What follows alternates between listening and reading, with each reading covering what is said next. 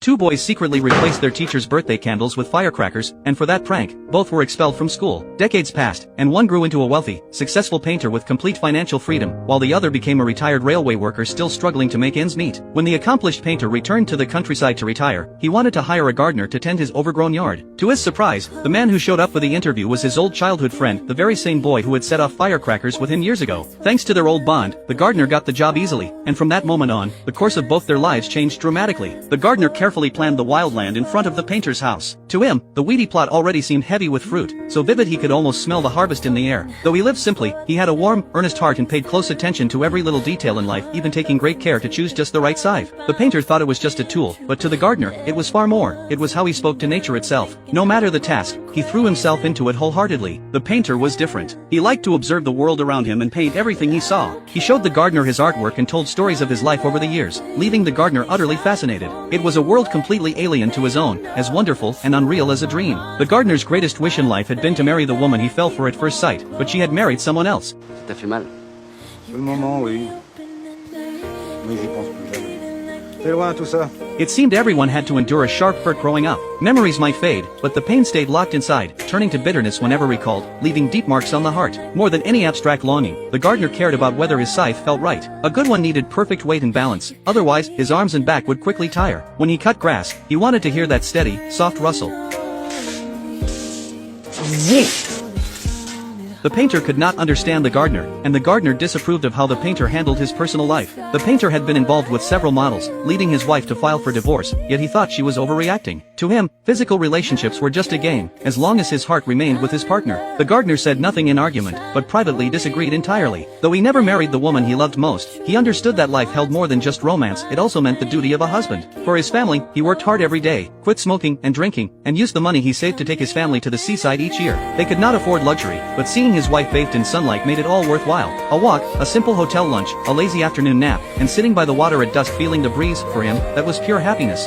The gardener showed the painter another way to live. As they spent more time together, the two men rekindled the brotherly bond they had shared as children. When the gardener came to work, he sometimes brought bread for the painter. To avoid dirtying the house, he always took off his shoes. Inside his yellow rubber boots, he wore not socks, but homemade slippers sewn by his wife. The gardener could not understand why the painter had returned to such a remote place, but the painter said it was his hometown. Years earlier, his father had wanted him to take over the family pharmacy, but his dream was to paint, so he left home and never returned. Only when his parents died 3 years before did he come back to the old house, where he discovered many landscape paintings his father had made. Clearly, his father had been no less talented, yet he had set art aside for the sake of his family. Only then did the painter realize how heavily the burden of family had weighed on his father, forcing him to abandon his dreams. He finally understood that it was his father's sacrifice that had allowed him to chase his own ambitions freely. Now his own family life was in chaos, and he was tired of the empty socializing in Paris, so he had come home to rediscover the person he once was. Knowing the gardener did not drink alcohol or coffee, the painter bought him tea. When he traveled to Paris, he left the gardener a key so he could look after the yard easily. Not wanting to be called boss, they agreed on nicknames. The gardener called him Mr. Brush, and he called the gardener Mr. Garden. The gardener had no talent for art, but he possessed great wisdom in living. On a perfectly clear day, he warned Mr. Brush to drive carefully, saying it would rain. The painter doubted him, but that afternoon a heavy rain did fall. Such down-to-earth knowledge impressed the painter deeply and made him even more disgusted with the empty talk of high society. When the painter returned to the cottage, the gardener had planted young seedlings in the soil and repainted the walls. Seeing the woman with the painter, the gardener warmly greeted her, thinking she was his wife, only to learn she was his student. After everything he had been through, the painter still found it easier to date a young student than to make up with his wife. The gardener did not approve, but he knew better than to comment. Though the gardener had retired from the railway years earlier,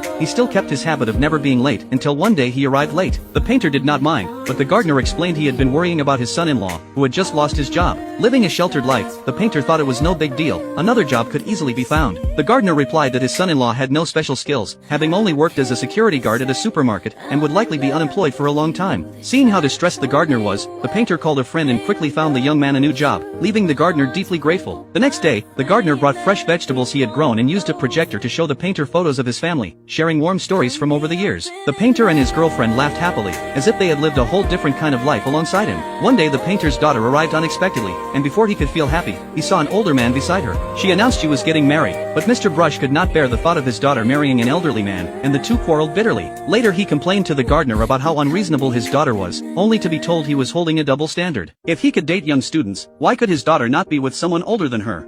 Peut-être, mais si tu veux mon avis, tu dois savoir ce que t'aimes le mieux. Tes pieds ou ta fille.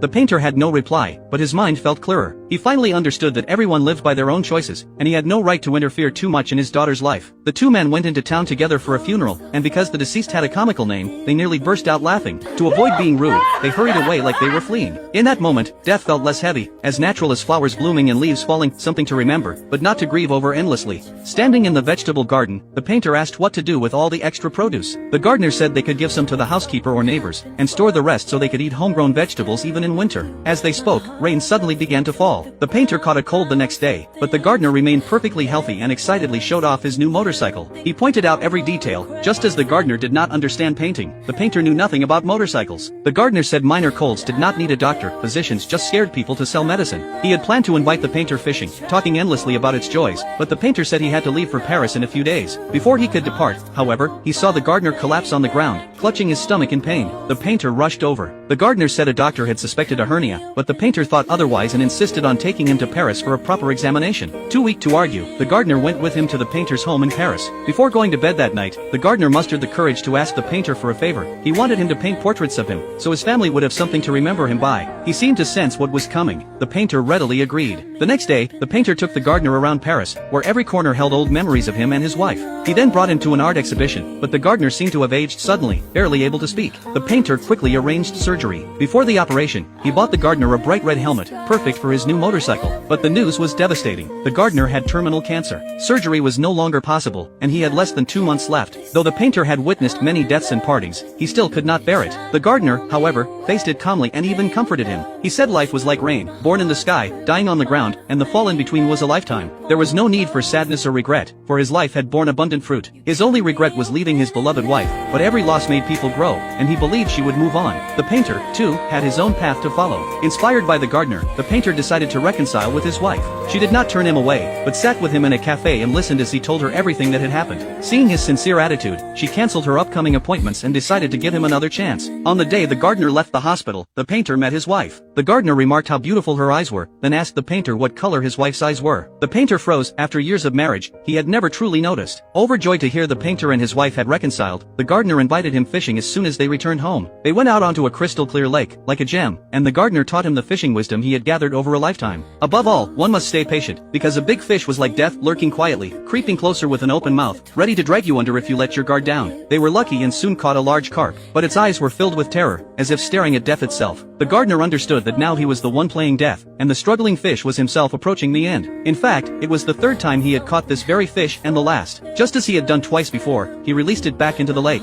Watching it disappear beneath the surface, his heart churned. He wished death would give him a second chance too, but he knew that was impossible. All he could do was arrange his remaining days carefully. The gardener asked the painter to paint a portrait of his wife, insisting on overseeing the painting of her eyes personally. The painter finished everything except the eyes as he requested, only to receive news that the gardener had passed away.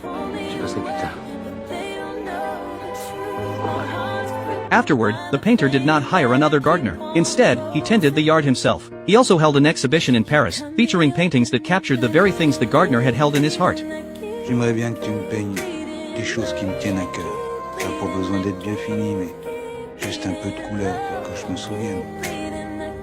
Life has no perfect canvas. A few crooked lines, a wrong color, these are only natural. When we are young, we want to erase everything and start over. But later we realize, those stumbles, those disappointments are not mistakes. They are the very path that brought us here.